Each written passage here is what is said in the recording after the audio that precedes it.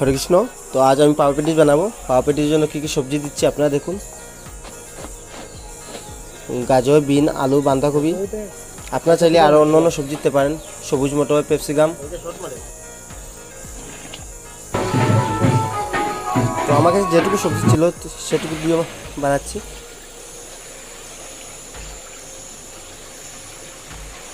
তো পাউয়া পেটিস খুব সুস্বাদু হয়, আপনারা চাইলে ঘরে বানাতে পারেন বা অন্য অন্য অনুষ্ঠানে বানাতে পারেন।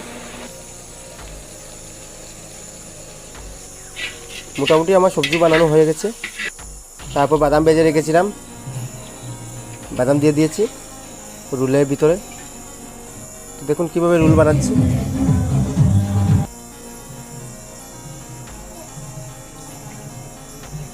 তারপর আমি কর্নফ্লাওয়ার গুঁড়ে, পাঁপড় গুঁড়ো কর্নফ্লাওয়ার গুঁড়ে ডুবিয়ে তেলের মধ্যে দিচ্ছি। পাঁপড় পেটিসগুলো কেমন হলো আপনারা কমেন্টে বলবেন।